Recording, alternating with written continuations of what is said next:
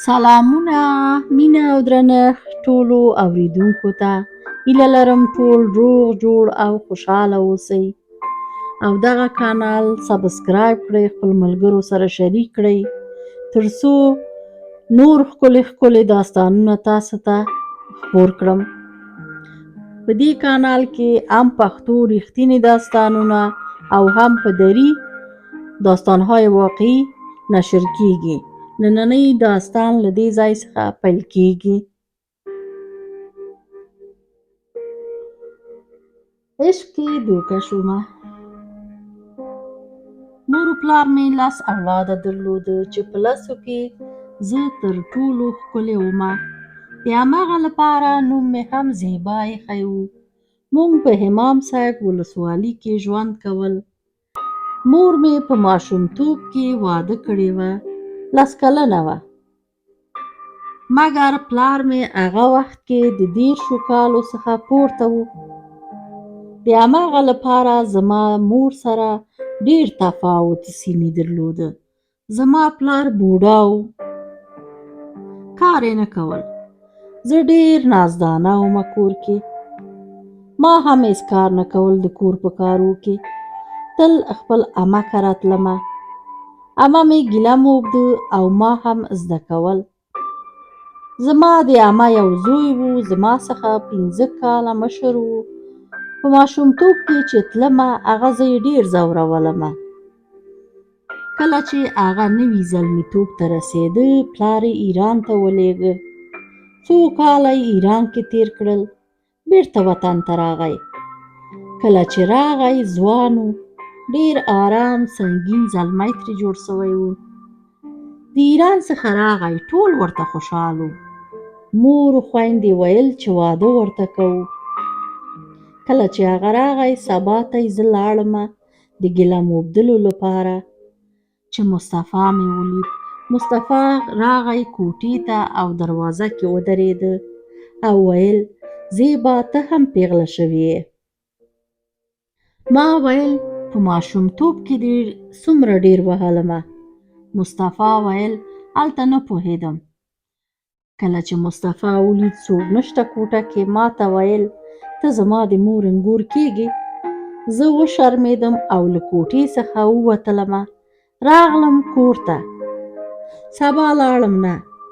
د مصطفی خور راپسې راغله او ویل زیبا مور مې ویل راشه ګیلم کم پاتې چې خلاص شي. زه لاړمه. مصطفی خپل خور راپسې لېږلې وه. کله چې لاړم عمه مې کور کې نه و. ما ویل عمه مې خو نشته. مصطفی ویل ګیلم وبې که عمه دې. کېناستمه ګیلم ته. مصطفی ویل پرون مې درنه پوښتنه وکړه جواب دې راته را نه کړه. ما ویل د څه جواب؟ ویل ما درنه پوښتنه وکړه چې زما د مور انګور کېږي ته لاړې.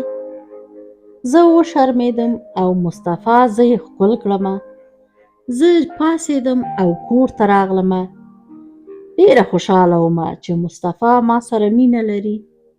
کله چې مازدیګر شو د مصطفی خور زموږ کره راغله او مور ته مې ویل موږ نن شپه خیرات کړی، ټول راغلي، تاسو هم راشئ.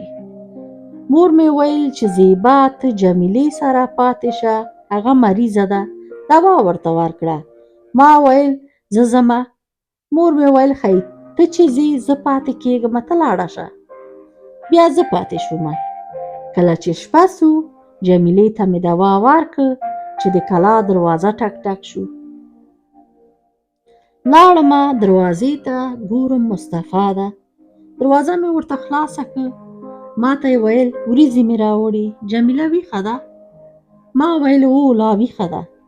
لاړ جمیلې سره لږ کېناست، قصې یې وکړه او وروسته خدای پاماني وکړه. ویل ځم. کله چې اولۍ ته ووته ما ته یې ویل زه مهمان خانې ته ځم، کله چې جمیله ویده شوه ته راشه. ما ویل زه نه درځم، ته لاړ شه. مصطفی ویل دلیل مه وایه. ما ویل چې راشه. کله چې جمیله ویده شوه زه لاړمه چې مصطفی لا د کوټې منځ کې ولاړ ده.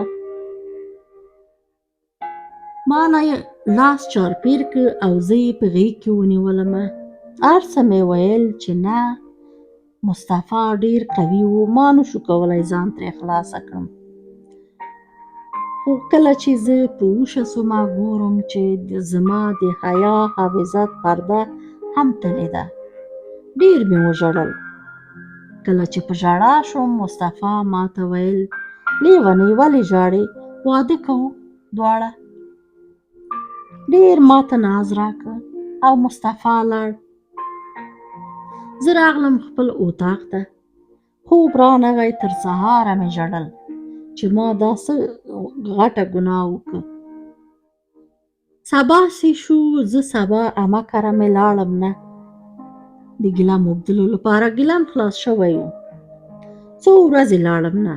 څو ورځې وروسته یو ورځ زما پلار راغی او خپل جیب څخه یو دسمال یې وایسته چې دغه د مصطفی شیریني ده. مصطفی ته د خاله لورې کړې ده. کله چې مصطفی خپل مور ته ویلی و چې زیبا راته وکړه، مور یې ویلی و چې زیبا خپل د خاله زوی سره یاري لري. مصطفی هم منلی و او ویلی و چې ما د خاله لور ماته وکړه. دا خبرو اورېدلو سره چې مصطفی نامزاد شو، زه له کوټې څخه ووتم او تشناب ته لاړم. ډېر مې وژړل.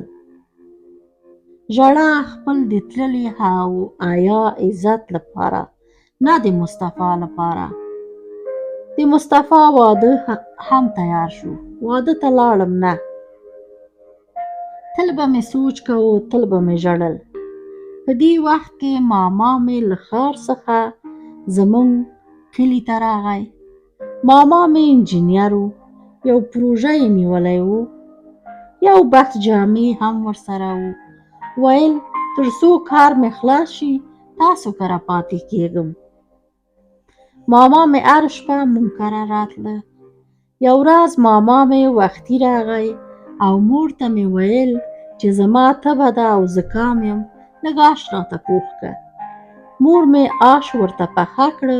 ماما مې وخوړه او ویده شو. ماخوستن چې موږ څملاستلو، ماما مې بیرته ویښ شو. مور مې ورنه پوښتنه وکړه اوس څنګه یې فرهاده؟ ماما مې ویل ښه یم، خو پښې مې ډېر درد کوي. مور مې ویل اله زیبا جانې کنجد غوړي واخله، د ماما پښې دې غوړ کړه، لږ مساج ورکړه. لاړم د ماما کوټې ته. مې چراغ ګل و. ما چراغ بل کړه. ماما مې ویلي چراغ ګل کړه چې سترګې مې خرابېږي. ما خپل د ماما شا غوړ کړ. کله چې خلاص شو پښې ته مې شروع کړل.